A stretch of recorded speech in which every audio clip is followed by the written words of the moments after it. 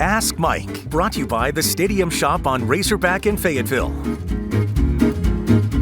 Welcome to another week of Ask Mike. I'm Will Monclair. He's Mike Irwin. Obviously, it's a boys' day. Girls are coming home from Arlington, so it's just you and I. Okay. We're going to jump into our first question, which is from Hog Redneck, who wants to know, what do you think of Muss's decision to start Nick Smith Jr. against Florida? I thought it was exactly what he needed to do. Mike. You got to go back and sort of ask yourself what options he had.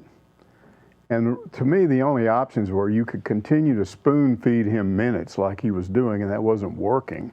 And to me, that may take forever if you do it that way. Mm-hmm. And then there's all this talk about, I can't even explain how many people on my Twitter feed they were just lining up saying, oh, he's destroying the team chemistry. And I never bought into that. I don't care what their arguments were. I never bought into it. But it occurred to me that the opposite was true, that his team chemistry was off. He wasn't hurting everybody else on the team. His team chemistry was off. Why?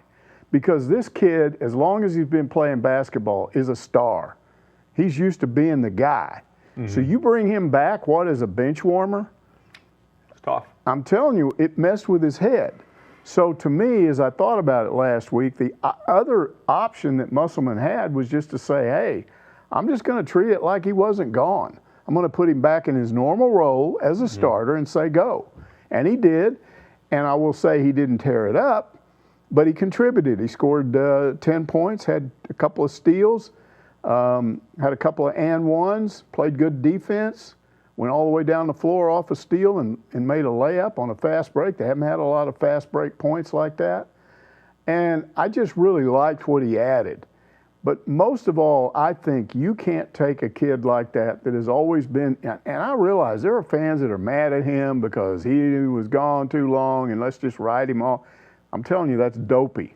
He's still a good player.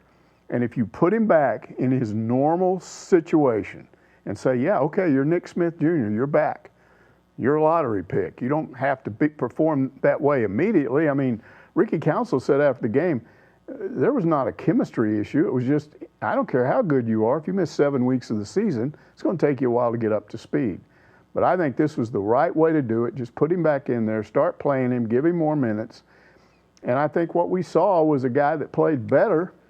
And I could be wrong. We'll see what happens Tuesday night against Georgia at home. But I think he'll just continue to improve now because you put him back in the position he's used to being in, rather than saying, I know you've always been the guy, but we're putting you over here as a come off the bench guy. I just don't think he responded to that. Yeah, Muss has had a lot to say too about, we're not the team that goes live in practice. The only live minutes they get is in a game. Do you think that's the right idea? I know we're getting a little off the rails here, but well, I mean, he was explaining why it was harder for him to come back, and because they're not practicing game type situations when he comes back. Mm-hmm. So when he gets out on the floor, that's kind of his first exposure to game like situations and conditions. And again, I just think put him back in his comfort zone. Put him back where he's always been, and I just think he responded to that, and I think he'll do better Tuesday against Georgia. Yeah, should be an exciting game tomorrow. All right, next question from Razor Alex. They say the win over Florida was exactly what the doctor ordered. It would be great to see a streak continue going forward with another win against Georgia on Tuesday night, heading in hopefully a revenge match versus Bama on Saturday. Mike?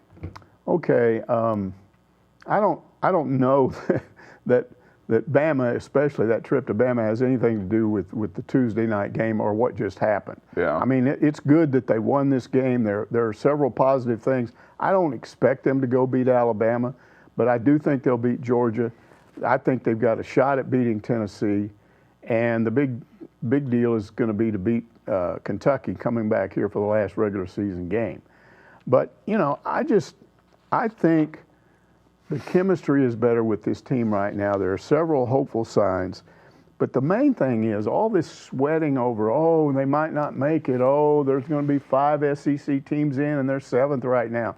They got to do a lot of work to get up to 5th. That's not how this is done. If you look at the net rankings, the net ratings, or whatever they do with this stuff, Arkansas is 3rd. They're 3rd in the S. So forget about where they're sitting right now, which is tied for 7th. They're third in the net ranking. And Which takes the whole season into account. Yes, and I'm not sure that there's any. They could still screw it up, but if they win their 2 home games, they're definitely in. I think they could beat Georgia, probably lose the next 3, and still probably be in because of their net ranking. I don't think it's going to fall that far. You don't fall from 3rd down to 6th just like that. So I still think they're okay, and I like where they're at right now. I think they've got some momentum going now, and there's several other things that have happened in the last few days that I think are going to help them. Yeah, and I don't know how much this goes into it, but I think the committee wants to see Nick Smith Jr. I think people around the country who aren't even Razorback fans want to see Nick Smith, and I think, not to get into conspiracies here, but I think that will help them as well. All right, Jimmy Rangman wants to know, why is Musselman being stingy with Graham's playing time? This kid needs to be on the floor. He's a scoring machine inside where we need him. Is that a question or more of a statement? Well, but Mike, there are a lot of these that are statements. Not all of these are. Not all of these. It's a great are statement. There are a lot of these that are statements, which is okay. You know, all I can tell you is what we sort of are told. I don't think Musselman has gotten into it a lot. But the knock on Graham was that he didn't play good defense. Also, earlier when you get in, he was kind of hit or miss offensively. Sometimes he'd be all right. Sometimes he'd turn the ball over. Wasn't a particularly good rebounder. He's improved in all of those areas now. Now that he's got his defense better, now that he's rebounding better, he's scoring a lot more. And when a guy's capable of scoring in the 20s from inside, which is what they want, I mean, let's go back and examine what the problem is with this team. It's the same problem all year long. If they have to resort to outside jump shots, they're going to get beat. So they have to score inside. Well, if you've got a guy that's capable of scoring 20 inside like he did against Florida, and look, Florida went with a smaller lineup because their big man was out, you know, broke his bone somewhere in his hand or whatever. So that was a break for Arkansas. But they still had this big 250-pound guy in there that he had to score against some of those times. Yeah. I think when you can score in the 20s from in the paint, you got to play. And I think he will play more. I think there's no way he doesn't play more now that he's playing better defense and rebounding better, and it's established that he can score inside. That's one of the things I'm talking about when I say there have been developments in the last few days that really are encouraging, and that's one of them. Yeah, absolutely. The kid shows up, and when he does show up, they're 20 burgers. Getting into the next one. A lot of theories on social media about Arkansas's offensive collapsing at the end of the A&M game. Jim Beavers offered this assessment. I think it has a lot to do with our best cutter, Walsh, fouling out, and the player on the floor being fatigued. Mike. Yeah, I think that's a good observation. If you look at these, the point scored when a guy's on the floor as opposed to the point scored or the point differential when he's on the bench, Walsh throughout the year has been a net positive. So when he comes out of the game, it does cause an issue. So I think that's a pretty good observation. Now the point about the playing time is certainly valid. There are some ridiculous numbers that we've had to deal with here lately with Muss playing guys 36 minutes, 35 minutes. You get 4 or 5 players playing a crazy number of minutes. And now you introduce these 2 players back into the lineup, Nick Smith Jr. the other night, and you got Jalen Graham. What that does is it knocks down the playing time of those other guys. It went down really rather dramatically, honestly, if you put the numbers to it. I mean, not so much with Black, not so much with Council. Devo's numbers went down, but what I'm saying is when you add 2 guys in there, and now you're playing maybe 8 guys instead of 6, and you're not wearing your guys out, I think it's a valid observation, and a lot of people made it, but they also acted like Musselman didn't know, there was no real reason for doing that he didn't understand that it was wearing these guys out.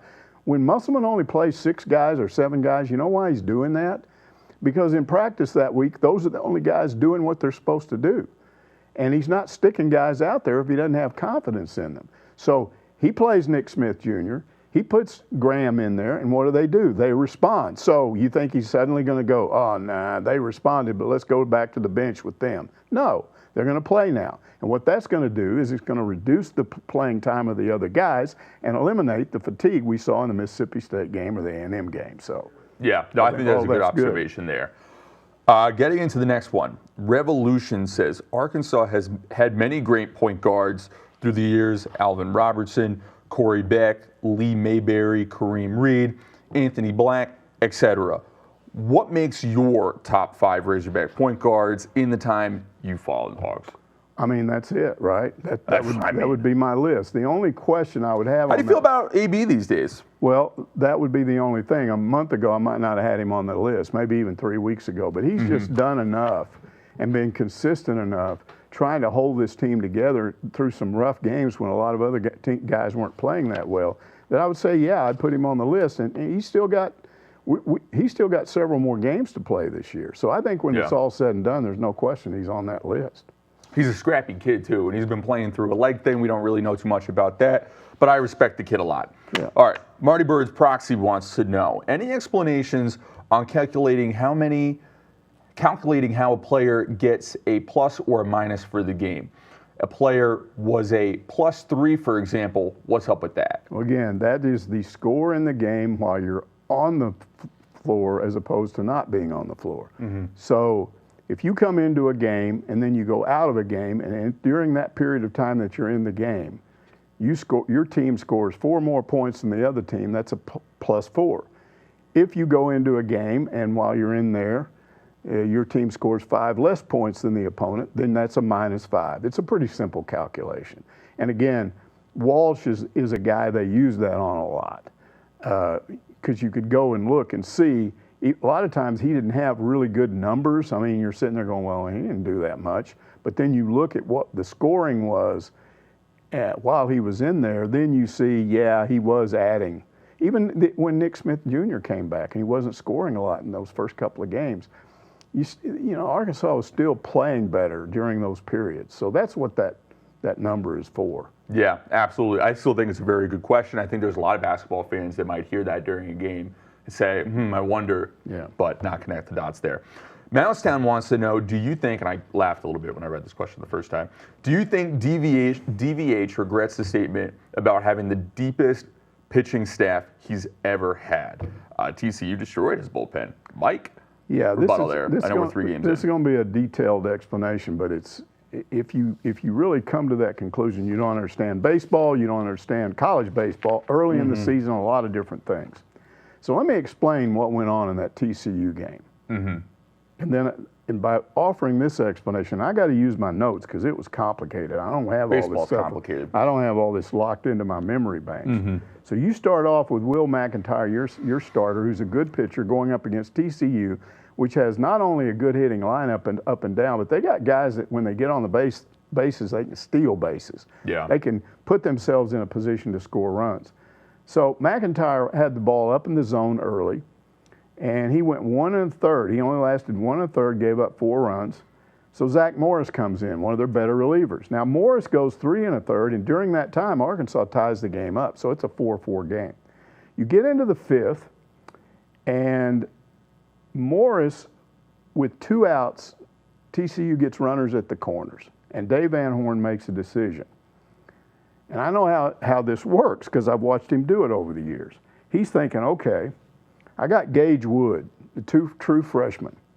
Gage Wood, he's an in-state kid, really good stuff, looked good in the fall, looks good in the preseason, and you're thinking you might use him in key situations this year. Well, this is a perfect opportunity to do it because why? You've only got 1 out left in that inning. Yeah, you may have runners on the corner, but this kid comes in, records an out, that's going to do a lot for his confidence. So he takes Morris, sends him to the bench with 2 outs in the 5th, and Woods comes in and right off the bat he gives up a base hit, so now it's 5-4. Then he walks a batter, so that loads the bases, and then he unleashes a wild pitch, and now it's 6-4. So he takes him out, right? So then you come back in with Ledbetter, who's one of your better relievers. Did a good job last year. You're still trying to win the game. Yeah. Ledbetter comes in and gets that final out. So far, so good. It's still not a lot of damage. It's 6-4. But then in the next inning, the sixth, Ledbetter gives up 3 runs. Now it's 9-4.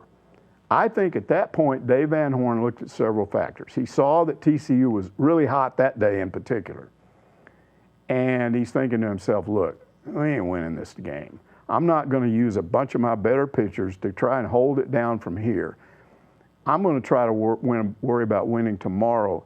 And what I'm going to do is I'm going to bring in a bunch of young pitchers and let them face this really good lineup on a big stage in front of a lot of people in a major league ballpark. Because what's he trying to do early in the season? He's trying to figure out which one of these new guys might be give us weekend help as opposed to midweek help, or even sit the bench. So he brings in, I think they had 5 pitchers after that, and those 5 pitchers gave up a combined 6 walks and 8 hits. And that's how you end up with an 18-6 ball game.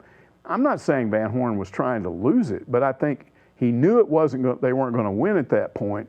So he says, I'm going to throw some new guys in there and see what happens. And it didn't work out.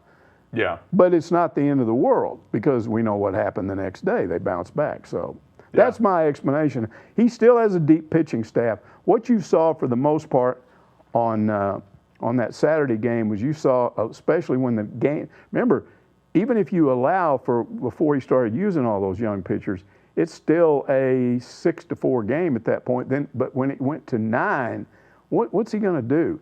And that's when it got worse. That's when it doubled up. You went from 9 to 6. It eventually ended up 6, 9 to 18, where they score 18 runs. That's how that happens. Yeah, and it happens a lot in college baseball. I really like that point that you made there. I think there's a huge difference between trying to lose a game and accepting defeat and trying to win the next one by building your pitching staff up and seeing what you got, especially when you got as many new kids as he does. Right. All right.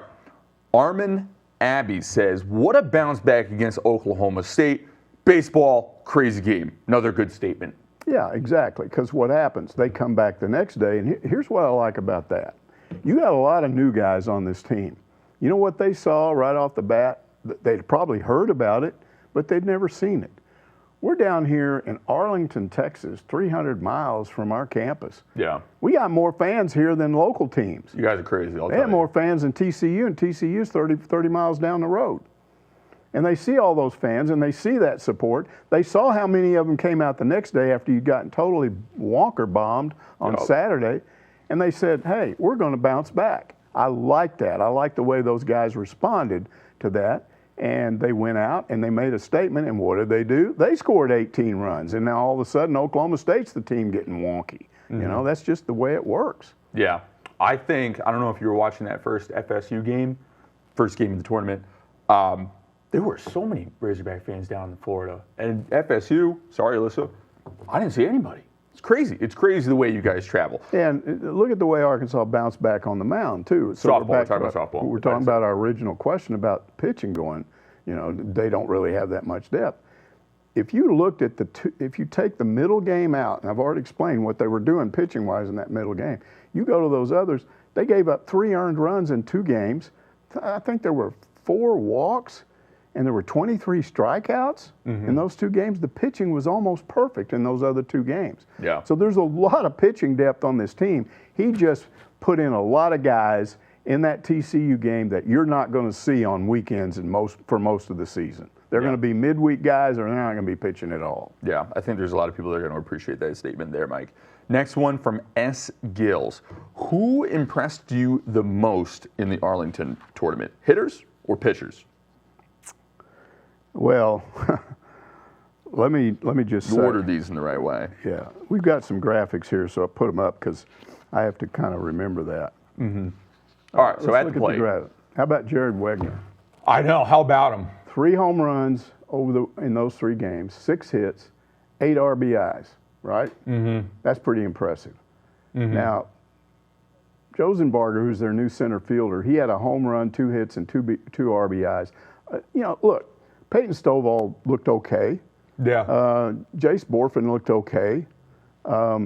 Kendall Diggs, they all did well. They didn't tear it up, but the 3 guys you got coming back all did what they wanted you to do. But Wegner's a new guy, Josenbarger's a new guy, and then Jason Jones is, he got a hit and an RBI and 3 walks, 2 runs. Yeah, and that's right. He walked in that. He only played in 2 games.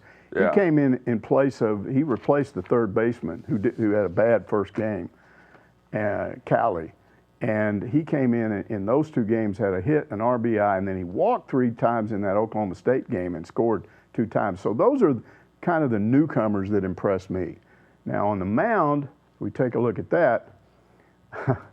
Hagen Smith, come on. He gave up no runs, 1 hit, 8 strikeouts in 5 innings of work. Mm-hmm. And then Holland, he gave up 1 run, 3 hits, and 5 strikeouts in 4 innings of work. And then Brady Tigert, in that Texas game, came in and worked, I think, an inning and 2/3 in as a closer. Mm-hmm. Gave up no runs, no hits, struck out 3. So those are the guys that sort of impressed me in that tournament. Yeah, I think I'd agree with that statement there.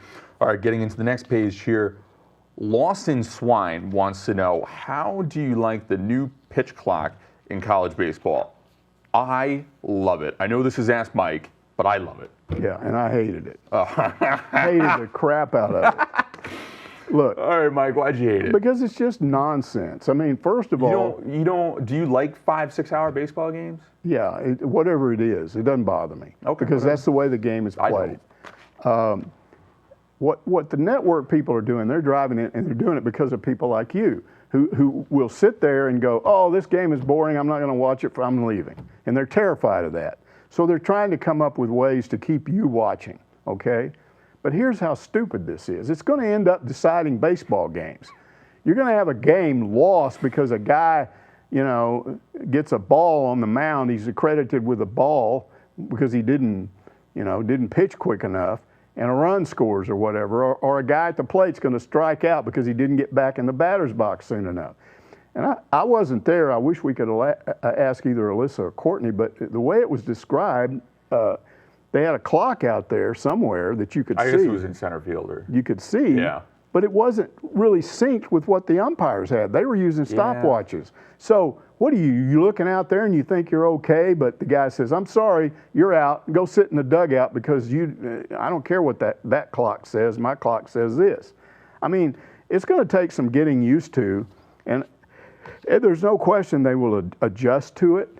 But it's just not baseball. Baseball is what baseball is. And if you stop trying to reinvent stuff, every time we turn around, it's the same with the NFL, same with all these sports. They're going to reinvent this to make it better when there was nothing wrong with it in the first place. There's just yo-yos like you who are 12 years old and go, oh, I don't want to do this anymore. I'm leaving. Now I'm being facetious. No, Mike, it's fine.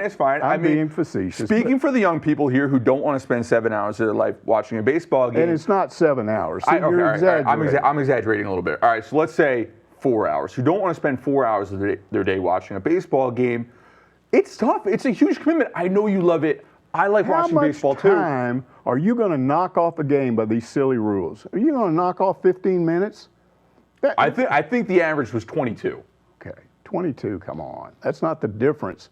If you're willing to do that to put up with possibly a game being. I think so. Everybody's adjusted to the time. Well, no time clock. I think they're going to get adjusted to the time clock, and not to say I don't think it's going to change the game like another more dramatic rule would be, but. And I think it's going to decide games this year. I hope it doesn't decide any. I hope it doesn't decide a super important game. But to shave off 20 minutes of time to do all this stuff. Yeah. Did you see the MLB is doing larger bases too? Yeah, but I don't like any of this stuff. Putting guys on second base in extra innings, all that. That one's stupid. I stand by that one. That was stupid. Just dumb. All right, I lost my place here. I got a little fired up. All right. Sherry Freeland says, I live out of state and I'm in love with Arkansas softball. However, I'm a little worried after this Florida tournament. Our pitchers gave up 22 runs, and to the 3 ranked teams we played. 9, 7, and 6 runs. What do you think, Mike? I know you had a lot to say while watching these games. Well, I think they're not taken in consideration several times. They did beat one ranked team. They beat one ranked team, and last year at this time, they didn't even play a ranked team at this point. They had not played ranked teams, and they had a better record. Have a better record right now than through 10 games they did last year. I think we got some graphics up on that. So right now they're 8-2. They're hitting 293 as a team. That number needs to go up. It needs to be about 320. I think it might have been 330 last year. But look, those are numbers including playing 3 ranked teams, and all of those games are on the road. They have no home games in there right now. Yeah. Those numbers are going to go up. The hitting numbers are going to go up now that they're fixing to play 5 straight games at home. Yeah. Okay, so the numbers will go up. Home runs are 16.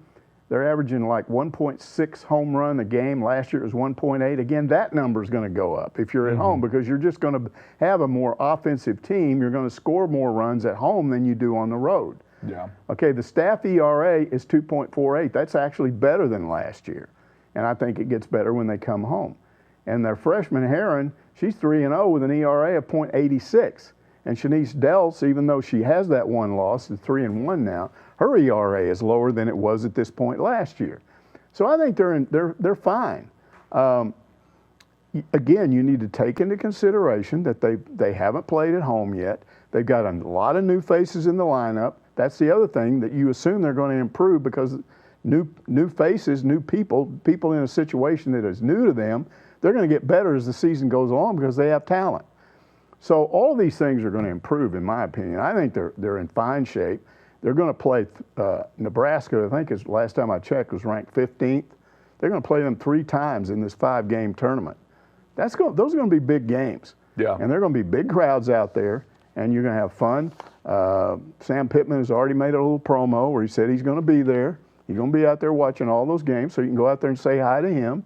He was at a bunch of games last year. Yeah, and I hope the place is full. I hope they have standing room only, have all those people out in the outfield, because I think they're going to be fine.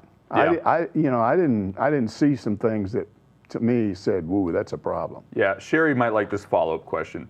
Before the Clearwater Invitational, I would have said Arkansas softball clear favorite of all the Arkansas teams to win a championship this year. If we had to pick one, would you still say that? Yeah, I would still say so. Again, I think they're in good shape.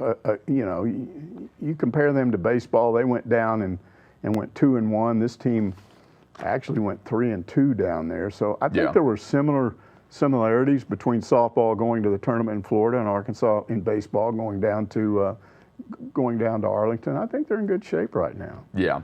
All right, next question. Eddie Lynn says, a friend of mine said the score of the OSU game looked more like a football score. I disagree.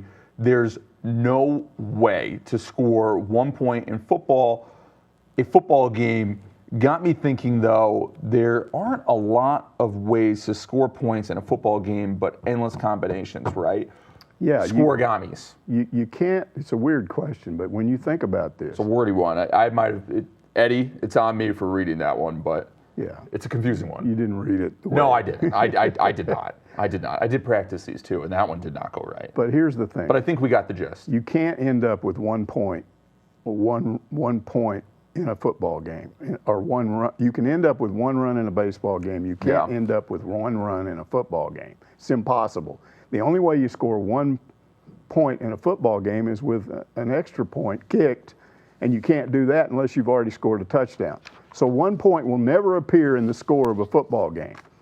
After that, there are endless combinations. You can have any combination you want after you get past it. But one saying that looks like a football score, he is correct. 18-1 can't be a football score. Can't be. Can't be. Can't be. Can't do it. Can't be. Now, as for ways that you can score, this is interesting. Okay, you start with, you can score one point in a football game. And you do that with a kick after a touchdown. You can score 1 point on a play. We're talking about points per play. Okay. You can score 2 points on a play. Yeah. You can. A couple ways to do it. You can get a safety against the other team. That's 2 points. You can block a kick or run it back on a 2-point conversion. Or you can go for, you can also go for 2. And you can go for 2. So that's 3 ways to score 2 points. Now, there's one way to score 3 points. You kick a field goal. Right. There's no way to score 4 points. There's no way to score 5 points. Okay. There's one way to score 6 points with a touchdown. Yep. And those are your combinations. Everything else is a combination of all of those things. Right. And I've never thought about this before. And when I read that question, I thought, this is the most bizarre question I've ever Got him going, Eddie. But then I thought to myself, well, he's right about the one run. You can't have 1 point in a football game as the final score. And then I started thinking about all the ways you can score, and I was thinking there are a bunch of them, and there aren't. There's just a few ways to score, and there are all these points that you can't score on a single play. You can't score 4 points. You can't score 5 points on a single play. And obviously you can't score above 7 on a single play. 6 is it. Yeah. But everything else is a combination of. Yeah. No, it's a good point there. Next time you're on one of your little message boards over there, you're not doing anything, typing Scoregami's football, you're going to go down a rabbit hole that you're going to love. But long story short, you will. You really will love it. There's nerds out there that keep track of every single football score, and when there's a new one, they call it a Scoregami. Yeah. You're gonna appreciate it. I'll remind you about it. But that's going to do it for Ask Mike this week. Don't forget to check back next week for another episode with a different cast.